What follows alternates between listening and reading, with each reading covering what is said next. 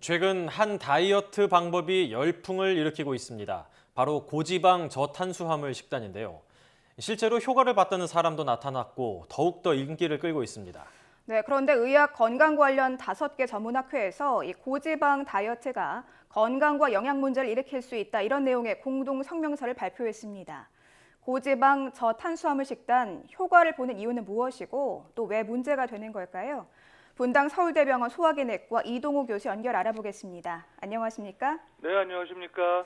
네, 교수님 요즘 이 고지방 저탄수화물 식단 굉장히 좀 많은 사람들에게 관심을 받고 있습니다. 네. 이게 정확히 좀 어떤 식단을 말하는 건지 궁금한데요. 자세히 설명 부탁드리겠습니다. 네. 보통 우리가 먹는 음식물 중에 전체 열량 중에 지방 비율을 좀 많이 높이는 식단이 되겠습니다. 한 50% 이상.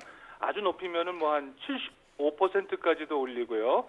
반면에 탄수화물은 15% 이하로, 뭐 아주 작게는 5 내지 10%로 아주 낮게 탄수화물을 줄이는 식단이 되겠습니다. 그런데 보통 다이어트를 하면은 이 지방을 적게 먹어야지 이렇게들 많이 생각을 하지 않습니까? 네, 그런데 이 지방을 많이 섭취하면 살이 빠진다 이런 게 조금 낯설고 잘 이해가 안 되는데 네. 뭐 실제로 효과를 봤다는 분들이 있으니까 많은 관심 없게 되는 것 같은데요. 네. 이 다이어트 효과를 본 이유는 무엇이라고 좀 분석을 해볼 수 있을까요? 왜냐하면은 그 탄수화물이라는 것은 우리 몸에 아주 절대적으로 필요한 에너지원입니다. 근데 탄수화물을 아주 과감하게 줄이게 되면은 일단 열량이 적게 들어오니까 우리 몸은 그것에 적응해주기 위해서 자기가 갖고 있던 지방 조직이나 근육에 간직한 저장된 그런 그 에너지원을 분해시켜서 활용하게 되죠. 그래서 초기에는 체내 지방이 분해되기 때문에 그 소위 말해서 체중이 좀 빠질 수가 있겠습니다. 또 지방을 먹으면은 또 조기 포만감, 이런 좀 배가 좀 부른 느낌이 있기 때문에 탄수화물을 좀 적게 먹게 되고 따라서 식욕이 좀 억제되면서 초기에는 단기적으로 살이 빠질 수는 있겠습니다. 하지만 장기적으로 이게 수년간 계속 지속된다면은 이것은 오히려 과도한 지방 섭취 때문에 심혈관 질환이나 당뇨병이 생길 수 있다는 보고들이 많이 나오고 있습니다. 네, 물론 단기간에 다이어트를 하는 게 건강엔 좋지 않다. 이 정도는 많은 분들이 상식으로 알고 계시지만 네. 조금 급하게 다이어트를 하고 싶은 분들도 많이 계시거든요. 네. 단기 다이어트를 좀 목표로 하고 있다면 이 식단을 좀 이용해 보는 게 좀 성공적일 수도 있겠네요. 하지만 이게 개인마다 유전자가 다 다르고요. 네. 또 자라온 환경적인 인자들이 다 다르겠습니다. 따라서 특정인들의 성공 사례를 모든 사람들에게 적용하기는 어려울 것 같습니다. 현대의학은 바로 맞춤의학입니다. 개개인의 성향에 맞는 최선의 치료법을 우리가 활용하는 것이 현대의학이고 그것이 이제 맞춤의학이고 정밀의학인데 그런 관점에서 봤을 적에 이러한 고지방 저탄수화물 식단을 일반인들에게 광범위하게 권한다는 것은 자칫 위험한 상황을 야기할 수 있을 것 같습니다. 교수님께서 이제 앞서 탄수화물이 우리 몸의 필수적인 에너지원이다 이렇게 말씀을 해주셨는데 네. 사실 제 주변에서도 다이어트의 적, 탄수화물이다 이렇게 해서 아예 탄수화물을 안 먹는 게 좋다는 분들도 많거든요. 네. 그런데 이제 탄수화물이 인체에서 어떤 역할을 하고 또 섭취를 안 하거나 부족한 경우에는 어떤 일이 생기는지 설명을 좀 해주셨으면 합니다. 사실 탄수화물 중에서 나쁘게 우리가 얘기하는 것은 소위 말해서 이 섬유질을 모두 제거한 단순당 혹은 정제당이라고 얘기를 하죠. 그러니까 우리가 아주 그 부드럽게 과자나 빵류처럼 아주 자연 상태에 있는 그런 탄수화물을 많이 가공한 상태, 그러한 탄수화물은 혈당을 급작스럽게 높일 수 있기 때문에 위험할 수 있겠습니다. 하지만 우리가 뭐 감자나 고구마라든지 여러 가지 그 현미, 여러 가지 그 통곡식들은 섬유질로 잘 포장되어 있기 때문에 그러한 탄수화물들은 우리에게 열량도 공급해 줄 뿐만이 아니고 좋은 섬유질이 들어와서 대장암이나 각종 성인 질환을 예방할 수 있겠습니다. 따라서 탄수화물 할 적에는 그런 단순당이나 정제당을 줄이는 것이 중요하고 자연 상태에 있는 좋은 탄수화물들은 우리가 섭취하는 것이 굉장히 중요하겠습니다. 특히 탄수화물은 이런 뇌나 근육에 아주 필요한 에너지원이 됩니다. 따라서 탄수화물을 적게 먹으면은 뇌로 가는 포도당이 떨어지면서 집중력이 떨어질 수 있고요. 또 피로감이라든지 두통, 또 메스꺼움, 또 체내에서 여러 가지 그런 대사 반응이 왜곡되면서 입냄새라든지 변비, 설사 등을 유발할 수 있겠습니다.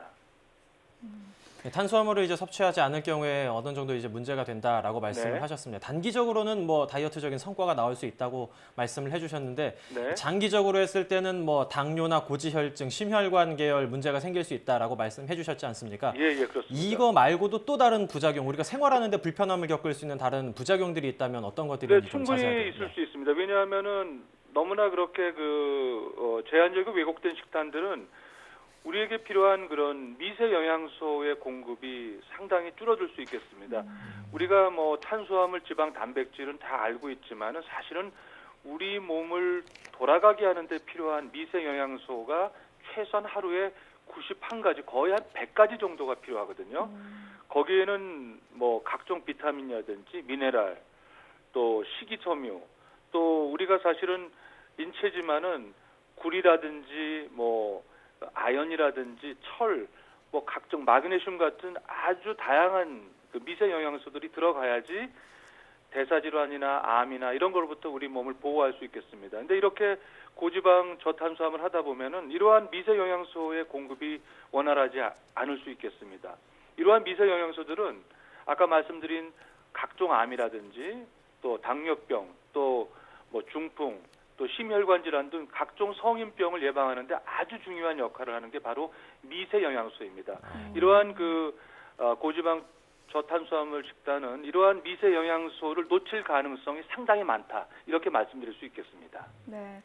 게다가 또 개인마다 좀 차이가 있으니까요. 이 식단을 무작정 따라했을 때 뭐 건강에 아주 좋지 않은 위험한 사람들도 있을 것 같습니다. 그럼요. 우리가 네. 세계적인 장수마을, 우리가 100세 이상 사는 세계적인 장수마을 사람들이 이런 고지방 저탄수화물 하지 않습니다. 굉장히 다양하게 먹습니다. 네. 우리가 시골 밥상처럼 다양하게 먹기 때문에 우리가 100세 이상 오래 살려면은 다이어트가 문제가 아니죠. 우리가 암이나 이런 심혈관 질환으로부터 우리 몸을 지키는 것이 그 어느 때보다도 중요한 시기라고 우리가 생각을 할 수 있겠습니다. 이제 앞서 고지방 저탄수화물의 비율이 어느 정도다라고 말씀을 해주셨지 않습니까? 물론 네. 이런 고지방 저탄수화물 다이어트가 당을 좀 줄이는 데는 어느 정도 도움이 된다 이렇게 말씀을 해주셨는데 네. 그렇다면 어떻게 먹는 것, 어떤 다이어트, 어느 정도의 비율이 우리 건강을 위해서 더 좋은지 간단하게 설명을 좀 부탁드립니다. 적어도 이제 한 탄수화물은 뭐 한 50%에서 한 60% 정도. 탄수화물도 뭐 과도하게 한 65% 이상은 먹지 않는 것이 좋겠습니다. 그다음에 지방은 뭐 한 70%는 굉장히 과도하죠. 지방은 한 30% 정도, 30%를 넘지 않도록 초과하지 않도록 유지하는 게 중요하겠습니다. 지금 아마 현대인들이 겪는 모든 그런 뭐 치매나 중풍, 심근경색 등 여러 가지 그 심혈관 질환이나 당뇨병들은 사실은 간편한 식사, 이러한 인스턴트 식품이나 가공식품 같은 편리한 식단에서 오는 경우가 많습니다. 사실 우리가 건강한 식단을 유지하기 위해서는 가능하면 가공하지 않은 상태, 천연의 재료를 사용하는 것이 좋고 통곡물들, 섬유질을 우리가 가능하면 떼어내지 않고 같이 먹는 것이 굉장히 중요하고요. 그리고 아까 말씀드린 것 같이 우리에게 하루에 필요한 영양소가 100여 가지가 넘기 때문에 다양하게 먹어야 된다. 다양하게 먹는 식단을 저는 아주 적극 추천하고 싶습니다. 최근 열풍이 불고 있는 고지방 저탄수화물 다이어트에 대해서 지금까지 분당 서울대병원 소화기내과 이동호 교수와 함께 이야기 나눴습니다. 교수님 오늘 말씀 감사합니다. 네, 감사합니다.